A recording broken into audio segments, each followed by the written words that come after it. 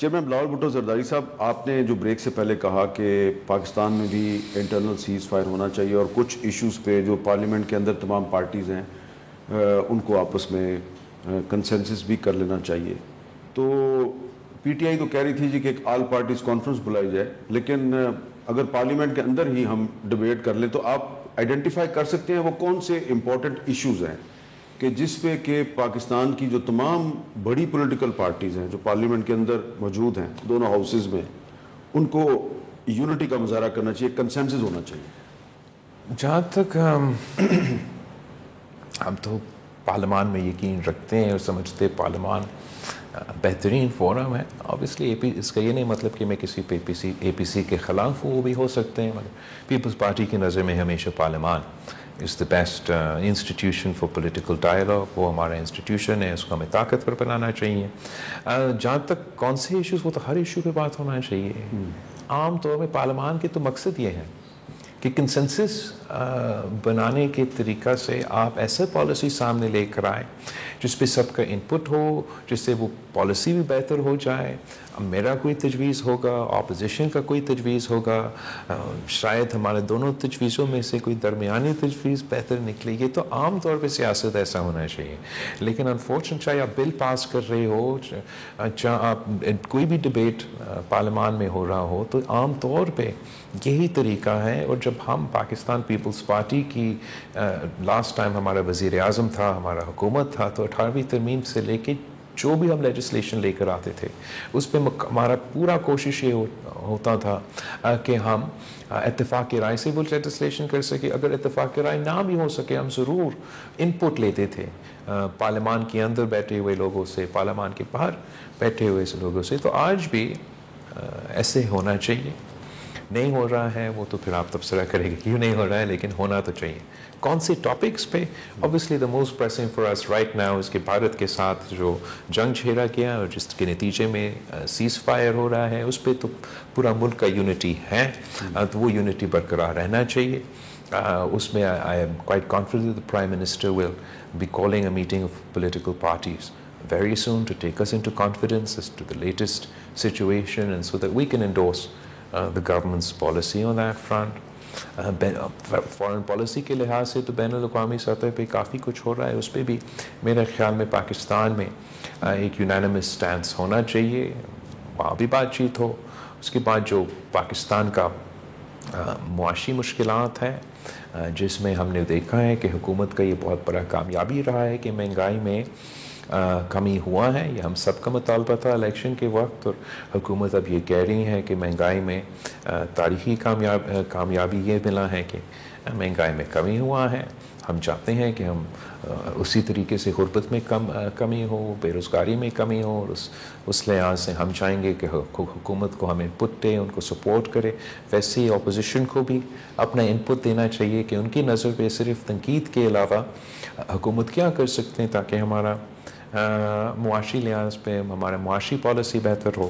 پھر اوبیسلی اندرونی سطح پہ جو ہمارا، اور اس کا بھی ایک بین الاقوامی فیکٹر ہے، جو دہشت گردی کا خطرہ ہے.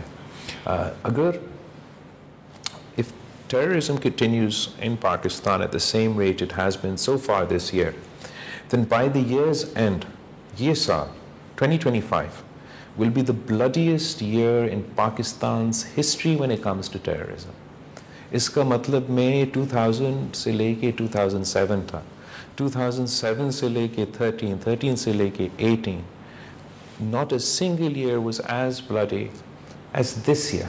2025 اگر اسی جس ریٹ پہ ہم ابھی چل رہے ہیں، اگر یہ جاری رہتا ہے سال کے اینڈ تک، this will be the bloodiest year. So Pakistan is the biggest victim of terrorism than India. وہ تو ہمیں وہ تو ہے ہی، لیکن ہم اپنے نظر سے بھی یہ دیکھیں کہ ہمیں سب پتہ ہے پوری دنیا تو وار آن ٹیرر لڑ رہا تھا. اس کے نتیجے میں جو پاکستان میں بلو بیک ہوا، ہم سب نے بھگتا.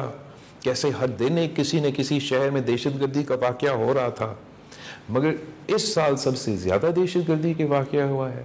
اور اس ریٹ پہ اگر ہم جاری رہیں تو اس کا مطلب یہ ہوگا this will be the bloodiest year.